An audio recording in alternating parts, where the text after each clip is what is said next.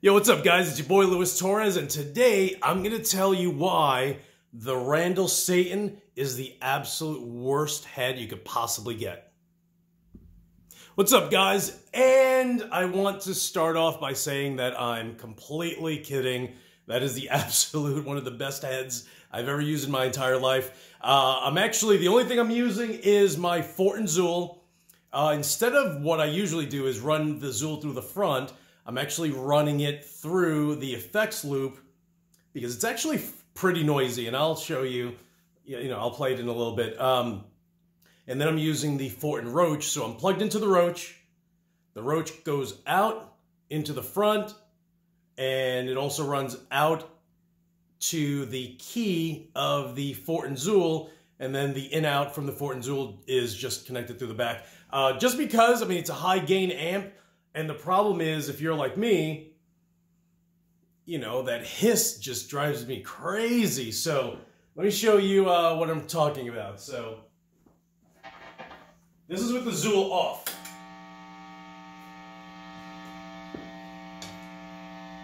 Right?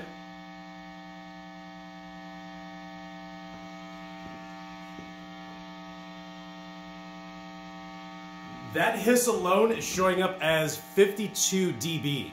To me, that's just crazy. But if I activate the Zool,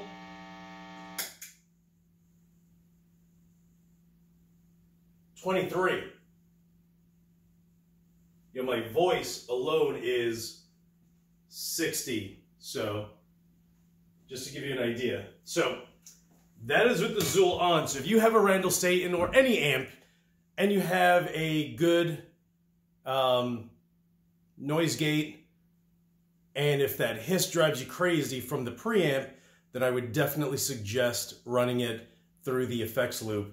And if any of you guys have the Seymour Duncan Power Stage 170, unlike that power amp, it's just super, I don't know what it does, but you plug any preamp into that power amp and it's just quiet. So I don't know if it's just in my mind. It probably could be. It could be. But I feel like, with the Randall Satan, the thing's just absolutely insane. So high gain, you're going to get that high hiss in general. But this is it. Look. Zero hiss.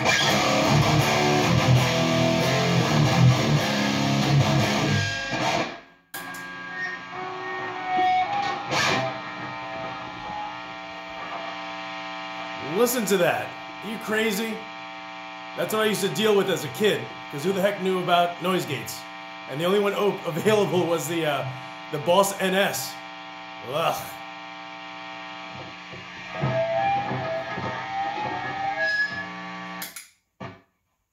Dead.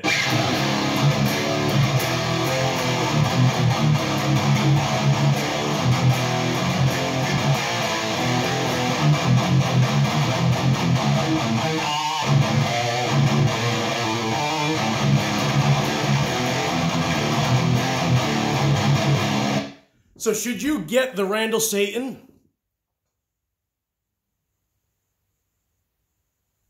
If you haven't subscribed, hit the subscribe button now. I'll wait.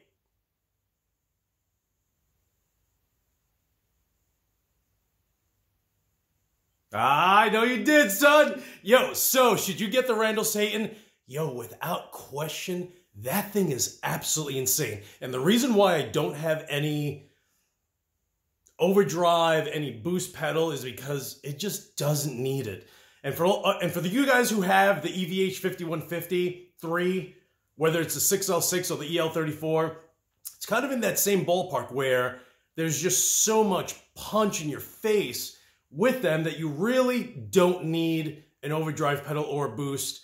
The MT15 is in that same ballpark, although, and I will add this into the loop with those two heads, the MT15 and the EVH 5150-3, is, can you tighten up the tone from those two heads?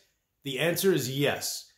I feel like those two need just a little bit. You don't need it, but if you want it to be a hair tighter, then get a boost pedal or an overdrive and use it as a boost. This guy doesn't need anything. Zero. It has everything. It has depth, it has presence, it has a girth, it has a grind, it has a kill, it has, it has so many options that the only thing that they could have done to make the Randall Satan better is by having a built-in Zool, which, as crazy as it sounds, at one point I was just like, I need to try to figure out if there's a way to take the circuitry and the PCB board from the Fortin Zool out and place it somewhere inside so it's always active and connected to the send and return on the back of the Randall Satan. Can that be done? I'm sure one of you guys can do that. I don't. I can barely hang a freaking painting up or a picture without slamming a hammer into my finger. So I have a nail tool for that. No, I'm joking, I don't. But yes, you should definitely get the Randall Satan, whether it's the 50 watt or the 100, or the 120. This amp is ridiculously loud. Look. So I'm going to use my dB reader, and let's go. I have it on the little table right here.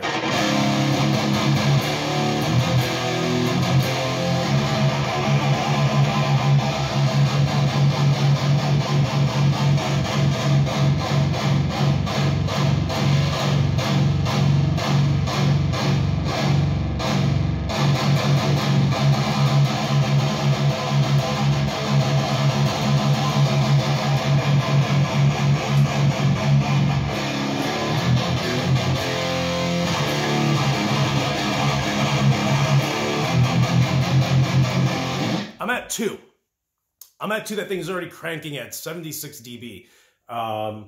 So if I make it louder, anything north of 80, I just feel like now you're asking for hearing loss, even at 76 dB. You know what I mean? Like, it's still, maybe I'm 12 feet away from the amp. The camera's probably 14 feet away, and it's loud. It's loud. I mean, you can definitely use an attenuator with that and crank it down a little bit while you're pushing the tubes. And I recently ended up getting the Laboga Mr. Hector, which is a 50 and 100 watt multi-watt head. And I just use it at 50. Legit, it's just that loud. So I feel that if you were to get the Randall Satan 50, you're going to be fine all day long. And for all of you guys who have recently gotten the Randall Satan, you'll notice that this one was built when Ola Englund was still endorsed by Randall. The newer ones don't have his logo in the center, which is fine. Some guys are like, the logo isn't there anymore. But, keep in mind that that's Fortin. You know what I mean? Like, I feel like Mike Fortin, having worked with Joe Delaney at Randall to build the Satan, which is literally a Natas. I feel like they used Ola, not only do they give him props and some cash and loot, but also he will go ahead and market the heck out of the amp. I mean, think of it. There's a reason why I have that, and that's because I've watched tons of Ola's videos, and I'm like, you know what? I need to get that guy. And yes, it is as good as it sounds. When he's used it, when I use it, it's just an absolutely incredible amp. So yes, if you get the chance to get the Randall Satan, you totally should. There's so many different options with it, and I feel like you'll find yourself playing more often just because your tone's going to be just killer compared to what it ever was before.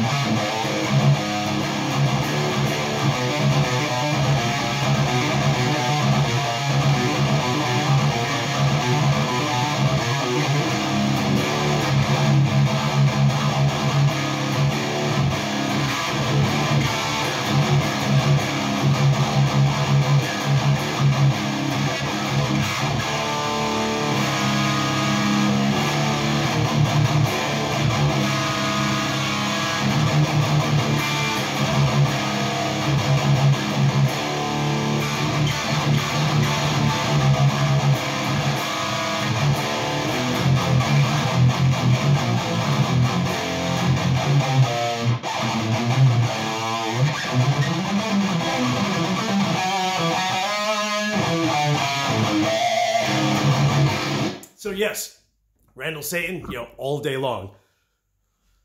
Yes, all day long. And again, during that little pause that I had earlier, if you didn't subscribe, do it now.